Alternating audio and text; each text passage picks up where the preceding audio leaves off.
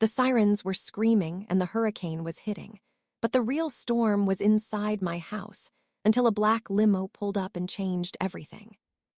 If you've ever felt like an outsider in your own home or discovered a secret that shattered your family, you're on Real Reddit Revenge, and this is the story you need to hear. The rain was coming down sideways when that long black car turned onto our block. I was standing there in the front yard, completely barefoot, while the emergency broadcast siren had already cycled through the entire neighborhood 3 times in the last hour. The hurricane was exactly 3 hours out. Looking through the living room window, I could clearly see my stepfather, Garrett, slapping strips of silver duct tape over the glass panes. My mother, Elena, was standing right beside him, handing him the pieces as he needed them. Neither of them even bothered to look out toward the yard where I was standing. The limousine came to a crawl and stopped right at the end of the driveway. The rear door swung open.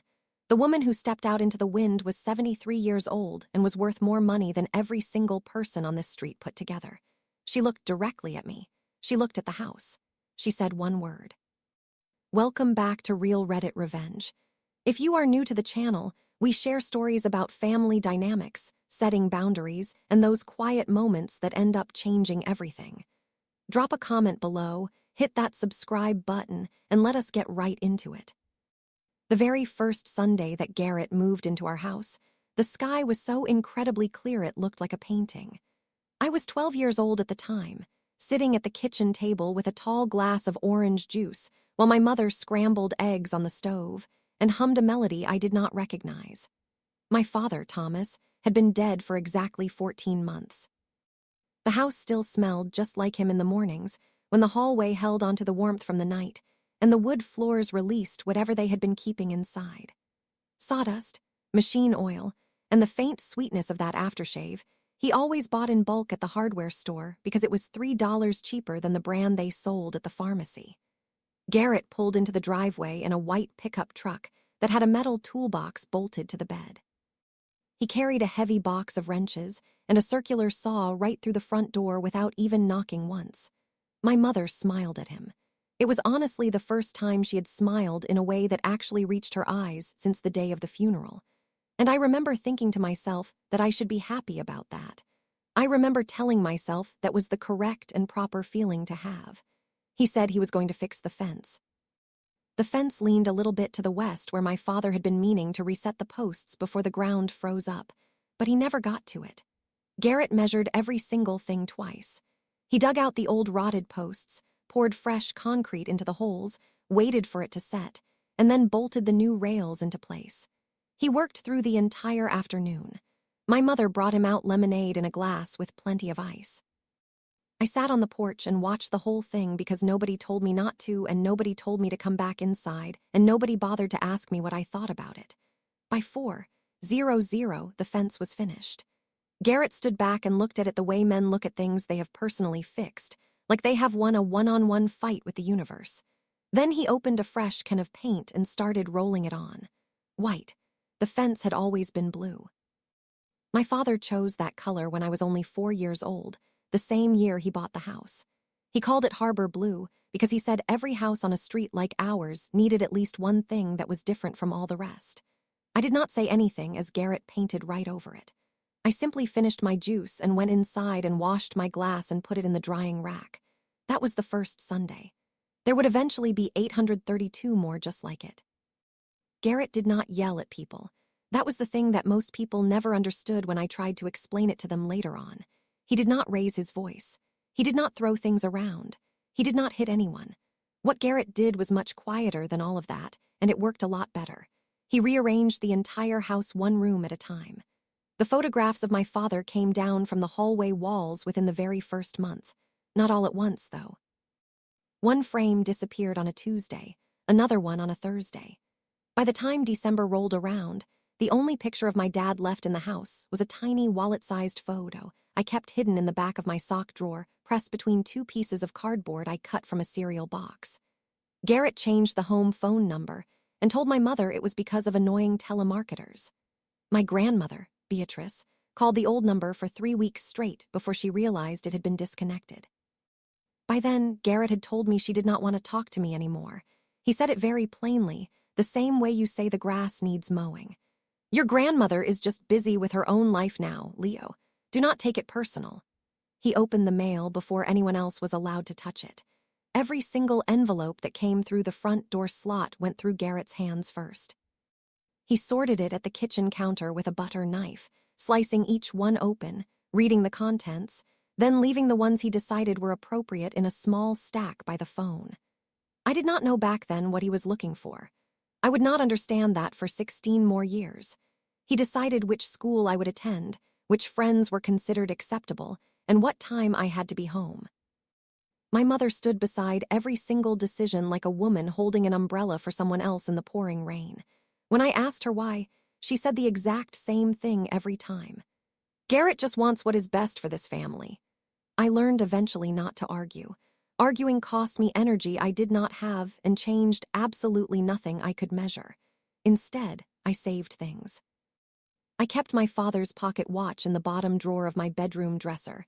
Wrapped in a cotton handkerchief, my grandmother had embroidered with my initials when I was born. I kept it wound up. The watch had a cracked crystal and a second hand that ticked much louder than it should have, and it was the only thing in that entire house that still belonged to me without Garrett's permission. I kept it wound every single morning. I never forgot. My father built things. That was the simplest true sentence I knew about him. Thomas Miller was an electrician by license and a contractor by ambition.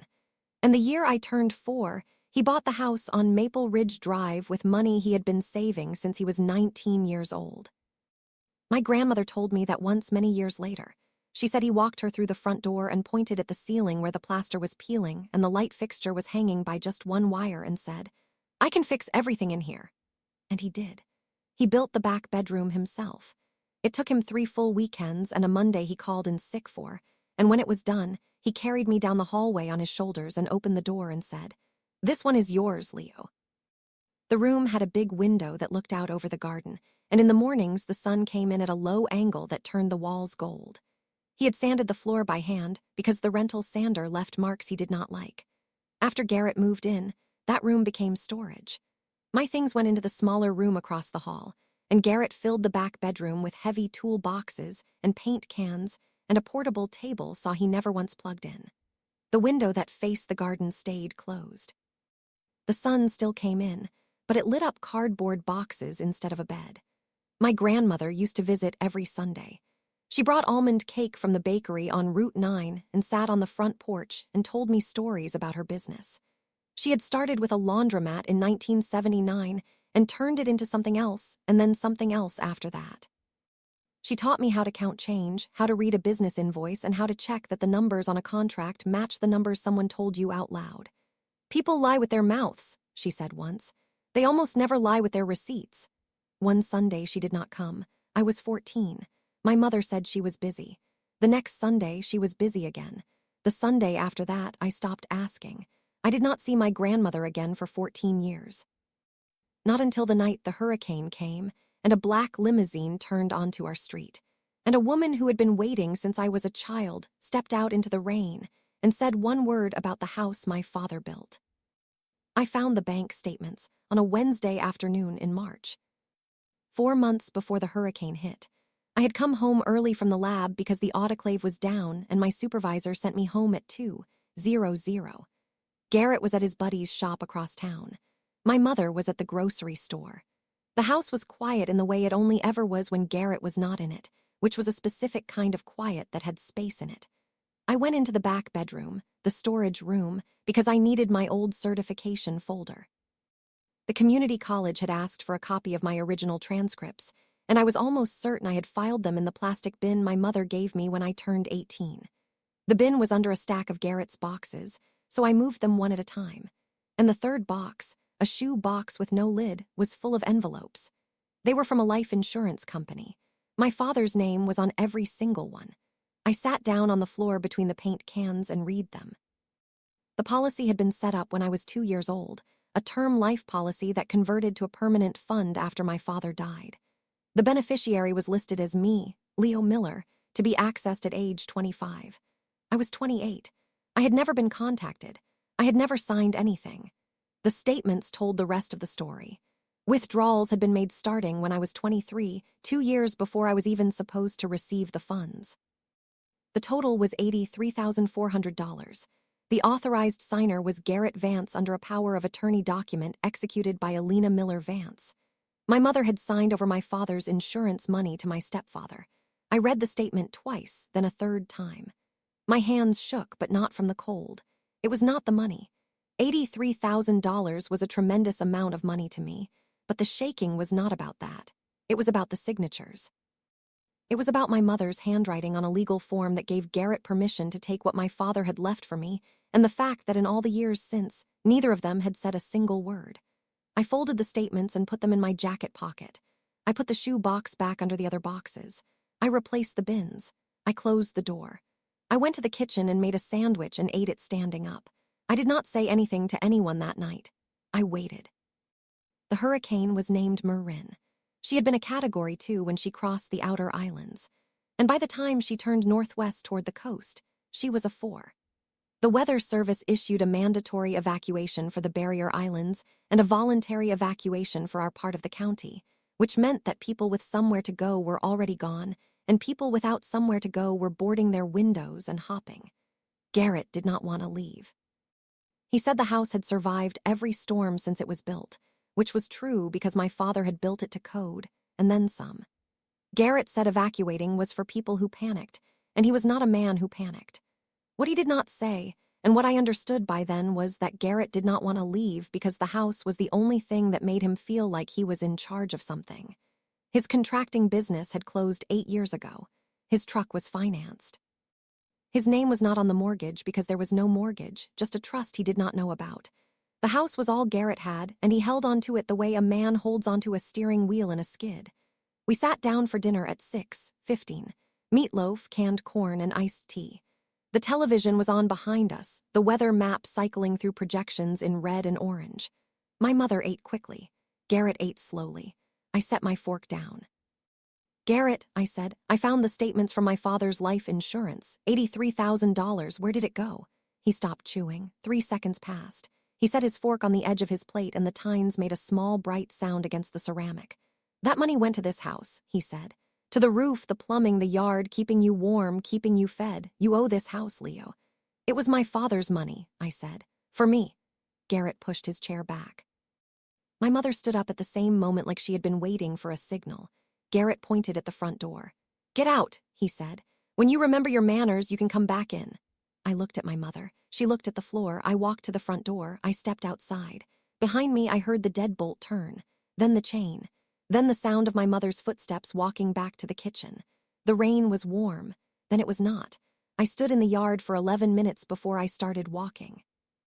I know it was 11 minutes because I counted. Counting was something I did when things got bad. In the lab, when a sample came back wrong and the doctor on the other end of the phone was angry, and the numbers were not what anyone wanted, I counted seconds until I could speak without my voice breaking. 11 minutes. The wind was picking up. The rain had gone from steady to driving, the kind that comes at you from the side and hits your skin like gravel. I walked to the edge of the driveway and looked up and down the street. Porch lights were on in some houses. Others were dark, boarded up, gone. Mrs. Meredith's house across the street had a single lamp in the living room window, and I could see the shape of her standing behind the curtain. I did not have shoes on. My phone was in my back pocket. I did not have a single number to call.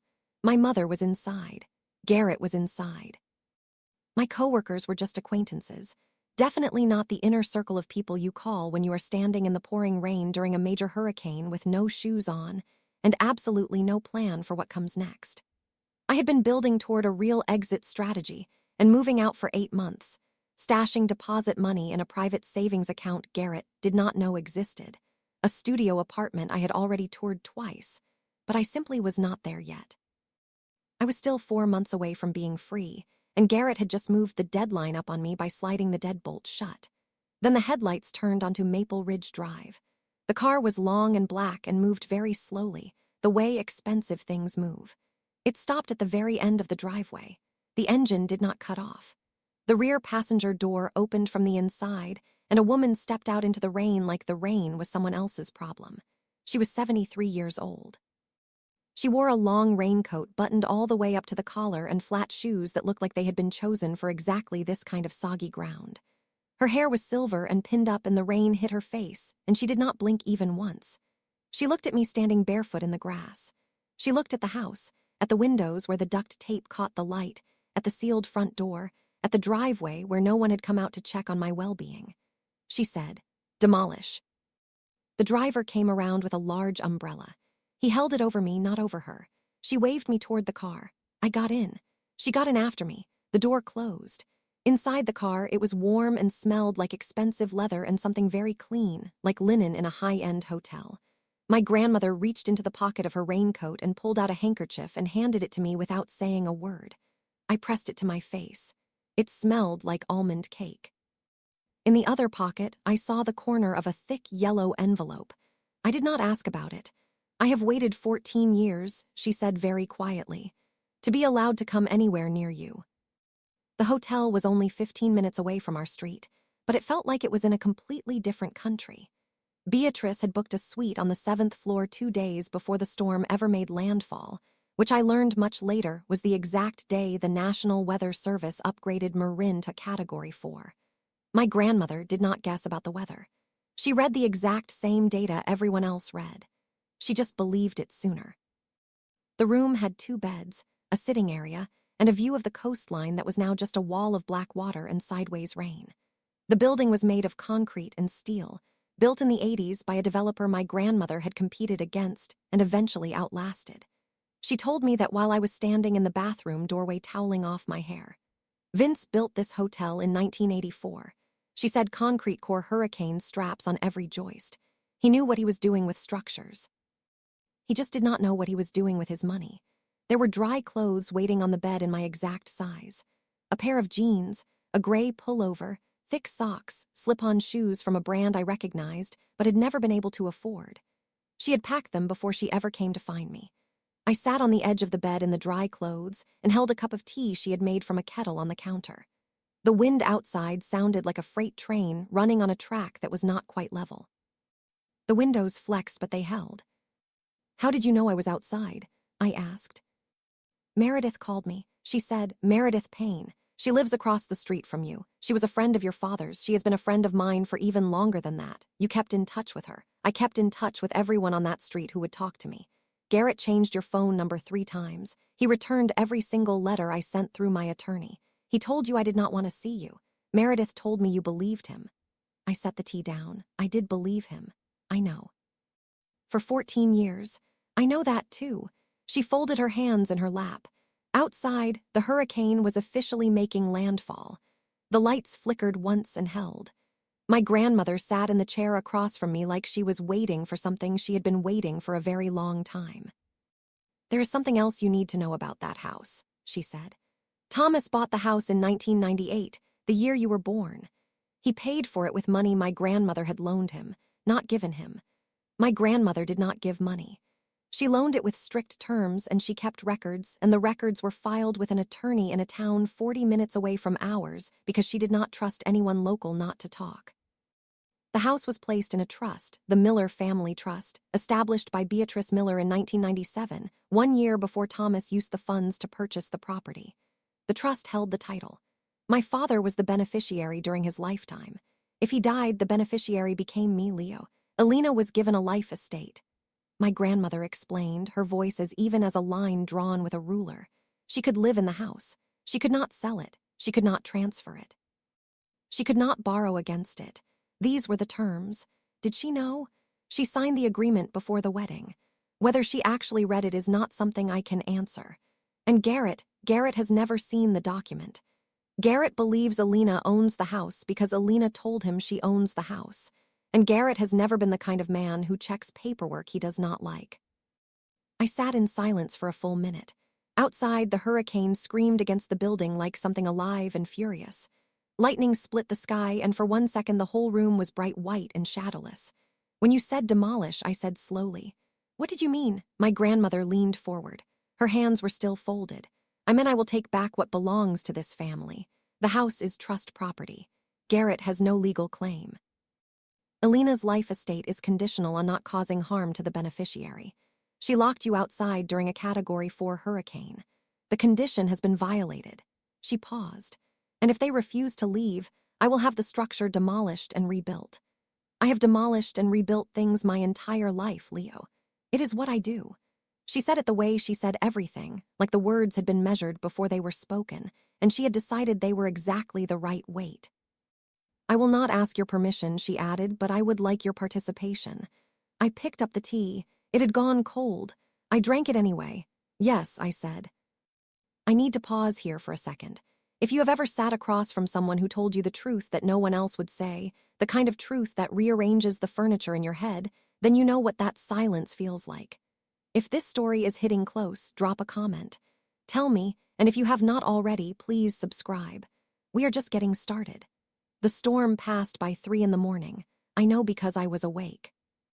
My grandmother slept in the other bed with her raincoat folded over the back of the chair and her flat shoes lined up by the door, and she did not stir once through the worst of it.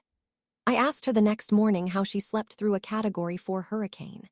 She said she had slept through worse in 1989 when a bank tried to foreclose on her second property, and she spent the night before the hearing at a motel near the courthouse going over documents. "Weather is temporary," she said. "Paperwork is permanent." In the morning, the coast looked like it had been emptied out and put back wrong. Trees were down across the roads. A boat from the marina had ended up in a parking lot 2 blocks inland. Power lines sagged between their poles like wet laundry, but the hotel stood. And down the road, when we drove past in the limousine with the driver steering carefully around debris, our street stood too. Roofs with missing shingles, yards full of branches, but the houses were upright. My father's house was upright. He had built it to survive exactly this. My grandmother had a lawyer waiting for us at the hotel that afternoon. Mr. Calloway was a man in his early 60s with a gray suit and the particular calmness that comes from having read a lot of contracts and found the same mistakes in most of them. He set a briefcase on the table and opened it, and inside were 3 folders. "First is the trust documentation," he said, "title, deed, terms of the life estate. The second is the insurance policy and withdrawal records." He paused. "And the third?" He looked at my grandmother. She nodded. "The third is a mortgage application filed with a regional lender 18 months ago. The applicant is Garrett Vance. The collateral listed is the property at Maple Ridge Drive. The loan amount was $35,000. The co-signer is listed as Elena Miller Vance." I stared at the folder. Garrett borrowed money against a house he does not own. Calloway said the application contains a property affidavit signed by Garrett Vance stating that he is the rightful owner. That statement is false. The signature of the co-signer does not match Elena's authenticated handwriting on file with the trust. My grandmother folded her hands. Calloway closed the briefcase. "We have options," he said. Garrett called me 6 days after the storm. The power had been restored to most of the neighborhood by then, and people were hauling wet carpet to the curb and stacking branches by the road for the county trucks to collect. I was sitting in the apartment my grandmother had rented for me, a 1-bedroom on the 3rd floor of a building near the hospital where I worked, when my phone buzzed with a number I recognized but had not seen in years. Garrett's cell. Leo. His voice was controlled the way it always was, level and measured like he was reading from a script he had written in his head. "I got a letter from a lawyer. I want to know what game you are playing." I did not answer. He waited 3 seconds and kept going. "This is about the insurance money, I get it. You are upset, but that money kept the house running. It kept the lights on for you. It kept food on the table for 16 years. If you want to call that stealing, go ahead. But you lived under that roof for free, and you owe more than you think." I listened. I could hear the television in the background, the Weather Channel still running storm coverage. I heard my mother say something I could not make out. "Come home," Garrett said. "We will work this out like a family." I hung up. 3 days later, a post appeared on the community group for our neighborhood. Garrett had written it. He described how Leo, his stepson, had left the house voluntarily during the storm despite their efforts to keep him safe. He described how his mother-in-law, a wealthy real estate developer, was now attempting to evict a family from their home in the aftermath of a natural disaster. He used the phrase predatory behavior. He used the phrase taking advantage of a tragedy. 47 people reacted to the post. Most of them were sympathetic. The next morning, my mother called. Her voice was thin and high, the voice she used when she needed something to stop. Leo, honey, Garrett says he is sorry. Come home. Please do not make this a big thing, my mother said. Do not make this a big thing about being locked outside during a hurricane. She said it the same way she said, pass the salt. Like it cost her nothing. Like I should have already moved on. I said, I cannot do that, Mom. She said, you are going to ruin this family. I said, I know. Calloway's office was on the second floor of a converted bank building with tall windows that let in the kind of light that made everything look more serious than it already was. He sat behind a desk with the 3 folders in front of him, arranged left to right. Trust, insurance, loan. Walk me through the 3rd folder, I said. He opened it and turned it so I could read. The loan application was dated 18 months prior. Garrett had applied for $35,000 from a regional lender, listing the Maple Ridge Drive property as collateral. The application included a property affidavit in which Garrett declared himself the rightful owner of the home. Below his signature was a line for the cosigner, Elena Miller Vance. The handwriting on that line was not my mother's. How do you know it is not hers? I asked. Calloway placed a second document beside it. A notarized signature card from the Miller Family Trust, dated 2002, the year after my father died. My mother had signed it to acknowledge the terms of her life estate. The 2 signatures looked like they had been written by different people. My mother's authentic signature had a particular loop on the E and a forward lean on the M. The one on the loan application was flat and careful. The kind of handwriting that comes from someone trying to copy something they have seen but have not practiced. Either your mother signed it under duress and altered her own handwriting, Calloway said, or someone signed it for her. I sat back in the chair. The sunlight came through the wooden blinds and laid stripes across the desk. I could see the dust in the air. I could hear the clock on the wall. Tick, tick, tick. It sounded like my father's pocket watch. What does this mean for Garrett? I asked. Legally, he filed a false property affidavit.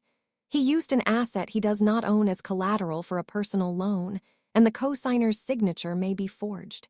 Each of those is a separate offense. And the options. Option 1, we proceed with the trust violation and the eviction notice, and we leave the loan matter alone. Option 2, we proceed with the trust violation, the eviction notice, and we refer the loan documentation to the district attorney for criminal review. I held the paper in my hand, Garrett's signature, my mother's name written in handwriting that was not hers. For 14 years, Garrett had been the one who decided what happened in that house. Now, I was the one who decided what happened to him. I did not decide that day. Calloway told me to take the weekend, and I did. I went back to the apartment and sat on the bed with the folder on my lap and the window open to the sound of the town putting itself back together after the storm, chainsaws and generators, and the beeping of utility trucks backing up, the ordinary machinery of people fixing what had been broken. I read the documents again. Then I read them again. Not because I did not understand them, but because each time I read them, the picture changed shape. The first time it was about money. The second time it was about Garrett. The third time it was about my mother's signature on a power of attorney that gave Garrett access to my father's insurance fund, and the way her handwriting on the loan application did not match, and what that meant about who my mother was, and what she had allowed to happen in that house. On Saturday night, I called my grandmother. I want the house back, I said. I want the insurance money returned, and I want Garrett to know exactly why. My voice broke for the first time since the night of the storm. I had held it together through the limousine and the hotel and the lawyer's office and the phone calls, and it broke now in the quiet of a rented apartment while the air conditioning hummed in the wall and a stack of legal papers sat on the nightstand like a prescription I had not yet filled. Mom chose, I said. She chose a long time ago. I cannot choose for her. No, Beatrice said softly. You cannot. I told Calloway on Monday morning. I did not want to file criminal charges. Prosecuting Garrett would drag my mother into a courtroom. And even after everything, I did not want to be the person who did that to her. But I wanted the trust violation enforced. I wanted the eviction notice served. I wanted Garrett to sign a written acknowledgement of the insurance withdrawals and agree to repayment, and I wanted it in writing, notarized, and filed with the county. Calloway said, that is a measured decision. I said, I am a lab technician. I measure things for a living. It was not funny, but it was mine. Garrett did not go quietly. I had not expected him to. A man who controls a household for 14 years does not give up the controls because someone hands him a letter. He finds a new lever. He builds a new wall. He tells a new story. His lawyer's name was Dunlap. Mr. Dunlap operated out of a strip mall office between a nail salon and a tax preparation service, and he filed a counterclaim within a week. The argument was adverse possession. Garrett had lived in the house for 14 years, maintained it, paid property taxes on it, using my father's money, though the filing didn't mention that, and therefore claimed a legal right to remain. The filing was 9 pages long and used the word equitable 14 times. Calloway reviewed it in his office while I sat across from him.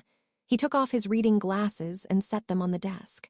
Adverse possession does not apply to trust property. It is a settled point of law in this state. Mr. Dunlap either does not know that or does not care. Then why did he file it? Because Garrett needed to feel like he was doing something, and because it buys time. A filing has to be reviewed, responded to, scheduled. It turns a 14-day clock into a 60-day process. Outside the courtroom, Garrett had built a different kind of case. His post on the neighborhood group had gotten attention, and he followed it with a second one. This time, he described Beatrice as a corporate real estate developer who was targeting working families displaced by the hurricane. He attached a photo of the house with a tarp on the roof and a caption that said, "This is the home they want to take from us." Some neighbors believed it. Mr. Henderson next door shared the post. A woman I did not know commented, "This is what is wrong with this country." Another said, "Pray for this family." They were praying for Garrett.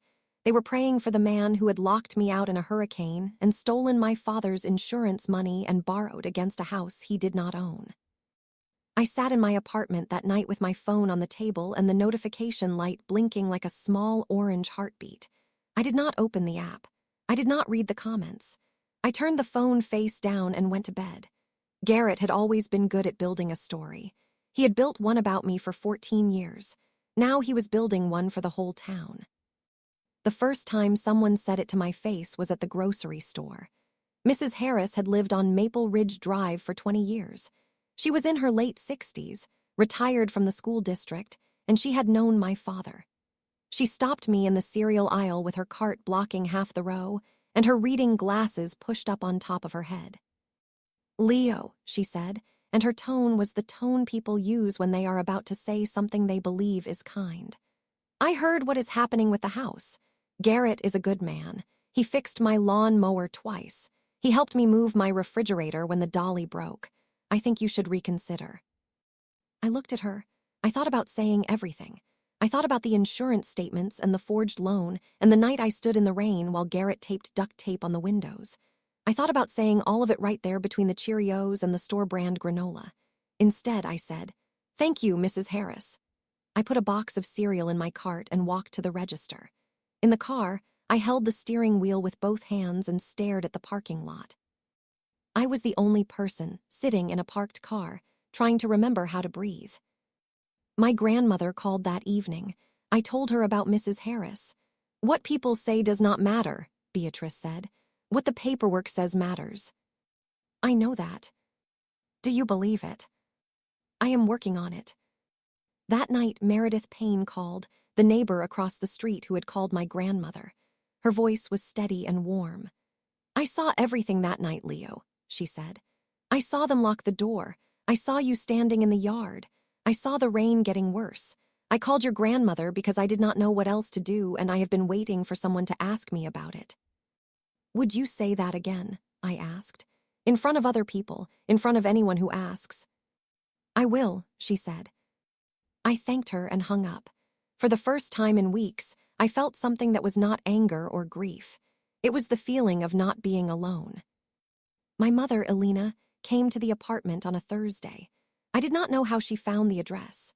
Later, I learned Garrett had called the hospital and told them he was my emergency contact and needed to reach me urgently.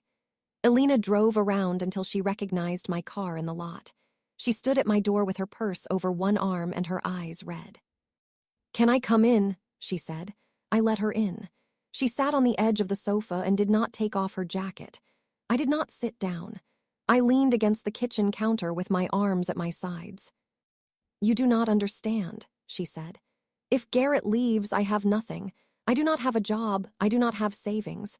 I do not have anywhere to go. I have not worked in 15 years. I have nothing." "Elena, you have me," I said. "You have always had me." "That is not. You chose not to take it every time. You chose Garrett. He is your husband and I am your son, and Dad was your husband first. Garrett took his money and his house and his son's bedroom, and you let him." She looked at the floor. Her hands were gripping the strap of her purse so hard the knuckles were white. "You are just like your father," she said. "Stubborn, you never bend." "Dad built that house," I said. "Garrett just painted over the fence." She stood up. She walked to the door and opened it and stepped into the hallway. She did not look back. She did not ask if I was all right. I listened to her footsteps until they faded. I closed the door. I locked it. I sat down on the floor with my back against the wall and cried for the first time since the night of the storm. I cried until I was empty, and then I stopped. And then I got up and washed my face and made dinner. The worst night was 3 weeks later on a Tuesday, alone in the apartment with every light off and my phone face up on the nightstand. I read the comments. The strangers online were offering opinions about a family they had constructed entirely from a photograph. A woman in a town 80 miles away called me an entitled brat. Someone else said, "These kids today have no loyalty." I turned off the phone. I lay in the dark. I thought about calling my mother. I thought about saying, "Fine, I will drop it. You can have the house." I picked up the phone. Then I opened the nightstand drawer.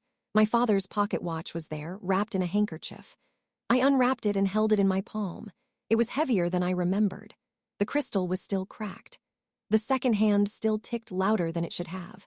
My father bought this watch the week he closed on the house. He said he wanted something that lasted, something mechanical, something that kept going without being asked. I held it in the dark. Tick, tick, tick. He had been dead for 14 years and the watch was still running. It did not need anyone's permission. It did not need Garrett to wind it or Elena to approve it. It just kept going. I put the phone back on the nightstand. I did not call her. I lay there holding the watch until the ticking matched my heartbeat and I fell asleep. In the morning, I got up and went to work. I ran samples. I measured things. It was enough. I called my grandmother at 7 the next morning. "I am ready," I said. We met at Calloway's office at 8. Beatrice was already there, sitting in the client chair with her coat folded and a cup of black coffee. Calloway had the folders open.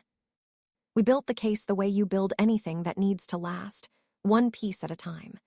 The title deed from the Miller Family Trust, dated 1998, naming Thomas Miller as beneficiary. The trust amendment filed after my father's death, transferring the beneficiary designation to me, Leo Miller.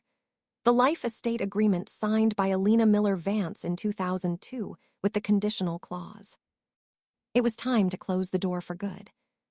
The insurance policy statements showing $83,400 in unauthorized withdrawals, the loan application with Garrett's false property affidavit, the mismatched signature, and a sworn affidavit from Meredith Payne, notarized the day before, stating that on the night of the hurricane, she had observed through her living room window as the front door of the house was locked from the inside while Leo Miller stood in the yard in the rain. Calloway prepared the final notice. 14 days to vacate, voluntary compliance. If Garrett did not comply, the sheriff's office would execute the order. I also wrote a letter not to Garrett but to my mother, Elena. It was not a long letter. I did not ask for an apology. I did not explain my reasons. I wrote down the facts, the insurance withdrawals, the forged loan, the night of the hurricane, and I ended with one sentence.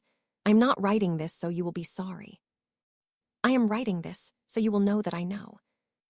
I mailed it on a Tuesday. Elena received it on a Thursday. Garrett read it before she did because Garrett read everything before she did. That was how it had always worked.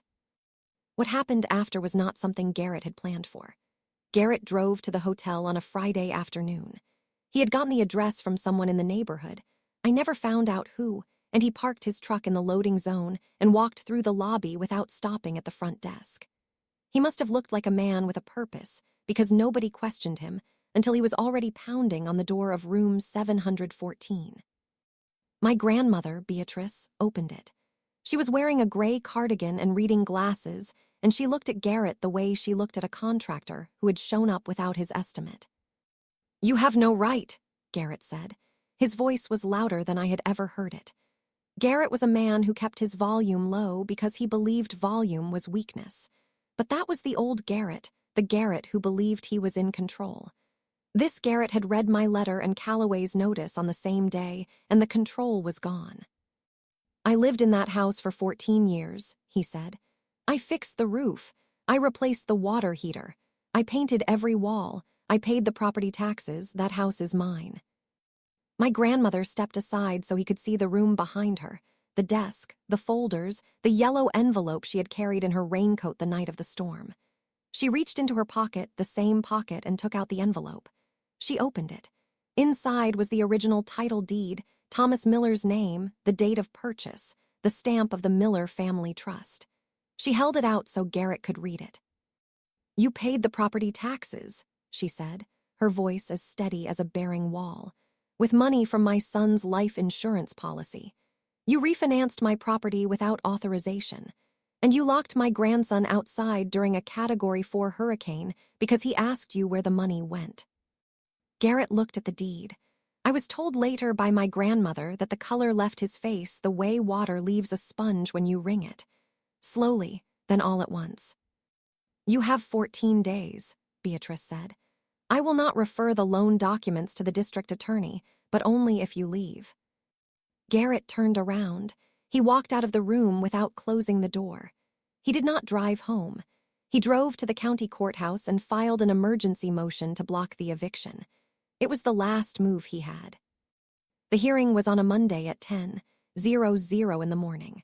Courtroom B, Judge Harmon presiding. It was a small courtroom, the kind used for civil motions and property disputes, with wooden benches and fluorescent lights and a clock on the wall that ticked the way all courthouse clocks tick. Like time is something that gets used up and does not come back. Garrett sat at the respondent's table with Dunlap.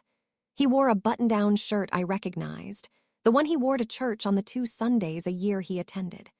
Elena sat behind him on the first bench, her hands folded in her lap, looking at a point on the floor somewhere between her shoes and the edge of the world. I sat at the petitioner's table with Calloway. I wore a blazer I had bought at a thrift store the week before, and the pocket watch on a short chain around my wrist. The cracked crystal caught the light from the window. My grandmother sat in the second row behind me. She wore a dark coat and no jewelry. She did not need it. Calloway presented the trust documentation. He presented the life estate terms and the conditional clause. He presented the insurance withdrawal records. He presented the loan application with the false property affidavit and the mismatched signature. He presented Meredith Payne's notarized affidavit. Dunlap argued adverse possession. Judge Harmon listened for 4 minutes and then raised one hand. "Mr. Dunlap," the judge said, "adverse possession does not apply to trust property in this state. Your client has no ownership claim. The trust documentation is clear. The life estate violation is documented, and the loan application raises questions I am not equipped to answer in this courtroom." The judge turned to Garrett. "Mr. Vance, were you aware that this property was held in the Miller Family Trust?" Garrett swallowed. "My wife told me the house was ours." "Your wife did not have the authority to convey that. The trust terms are unambiguous." The judge closed the file. "The emergency motion is denied. The eviction notice stands. I am also directing the clerk to forward the loan documentation to the district attorney's office for independent review." Garrett sat still. Elena did not look up. Dunlap gathered his papers. The clock ticked. I turned and saw my grandmother's face, and for the first time in the weeks I had known her again, her eyes were bright with something she did not try to hide. For 14 years, Garrett had been the one who decided what happened in that house. The judge had just put the keys in someone else's hands. They moved out on a Saturday, 14 days after the hearing. A rented truck backed into the driveway at 8 in the morning, and Garrett and Elena carried boxes to the tailgate in a rhythm that looked like they had practiced it. Maybe they had. Maybe they had been packing since the judge said the word denied, and the sound of it hit Garrett's chest like a door closing from the inside. I stood on the sidewalk across the street. I did not go closer. I did not want to be in the yard. The yard was mine, legally, finally. But standing in it while they loaded the truck felt like the wrong kind of proximity, the kind that turns justice into spectacle. So I stood on the sidewalk with my hands in my jacket pockets and watched. The neighbors came out, not all of them, but enough. Mr. Henderson stood on his porch with a cup of coffee. A woman 2 doors down leaned against her mailbox. Mrs. Harris walked across the street to where I was standing. She was wearing a cardigan and sneakers, and she stopped beside me and did not say anything for a long moment. "I owe you an apology," she said. "I did not know." I nodded. I did not say it was fine because it was not fine, but I nodded because she was there and that was something. Elena came out the front door carrying the last box. It was small, the kind you keep photos in or letters or things you do not want to lose in a move. She walked down the porch steps, and she stopped when she was even with me. Garrett was in the truck already, engine running, eyes straight ahead through the windshield. My mother looked at me. Her eyes were dry. Her face was drawn and tired. The face of a woman who has spent 3 decades making decisions that kept her safe and lost her everything else. "Your father would be proud," she said quietly, like it was something she had been holding in her mouth for weeks and finally let go. Then she walked to the truck and got in and closed the door, and Garrett pulled out of the driveway. The rented truck turned off Maple Ridge Drive and they were gone. My grandmother came and stood beside me. She put her hand on my shoulder. She did not say anything. She did not need to. I bought the paint on a Sunday, Harbor Blue.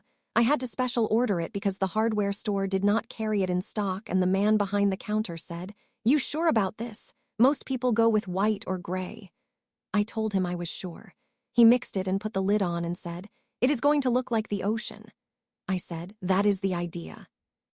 I started painting at 9:00 in the morning. The fence was still white, still Garrett's white. And as I rolled the blue over it, each board changed like a page turning. The old color disappeared. The new color, the original color, my father's color, settled in. Meredith came across the street with a pitcher of lemonade and 2 plastic cups. She sat on the porch step and watched me work. And between boards, she told me stories about my father, how he double-checked everything. How he once spent 3 hours leveling a single shelf because he could feel a 1/4-degree tilt that nobody else could see. How he cut my birthday cake every year with a pocket knife because he said a pocket knife was the most honest tool a man could carry. "He would have liked this color," she said. "He chose it," I said. My grandmother called at noon. "Do you need anything?" "No, I have everything I need." There was a pause on the line. I could hear her breathing the way you can hear someone smiling through the phone when the silence is the right kind. "A house belongs to whoever keeps it standing," she said. My father's words, spoken in my grandmother's voice, carried across a phone line from a woman who had spent 14 years waiting for the chance to say them. I looked at the house. The fence was half blue. The porch was swept. The window of the back bedroom, my father's addition, my old room, now mine again, was open. And the curtain moved in the breeze like it was breathing. The house was still standing, and so was I. 6 months later, this is what had changed. Garrett and Elena rented an apartment in a town 20 minutes east. Garrett found work with a small contracting outfit that built storage sheds and carports. And from what Meredith told me, he left the house every morning at 6:30 and came home at 5 and did not talk much to anyone on the street when he passed through on his way to the hardware store. The district attorney's office reviewed the loan documentation. They did not prosecute. I had asked them not to, and my grandmother agreed, not out of mercy, but out of calculation. A trial would take months. The house was already ours. The money was being repaid under a notarized agreement. Garrett would pay back the $83,400 over 7 years from his wages. Calloway would monitor every payment. My mother sent me a Thanksgiving card.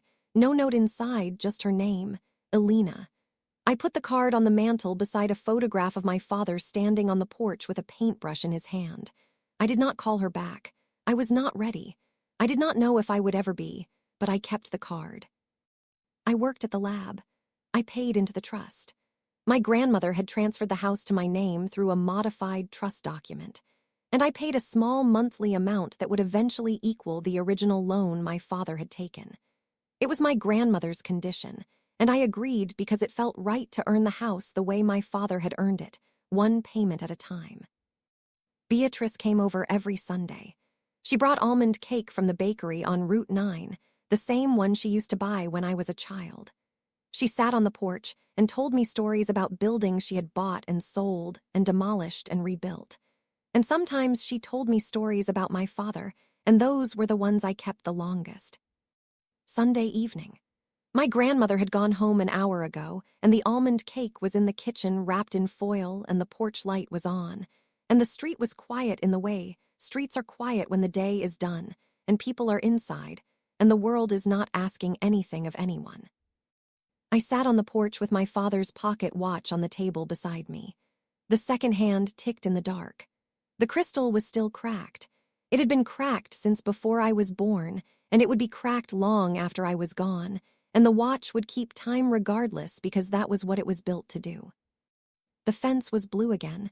I could see it in the porch light.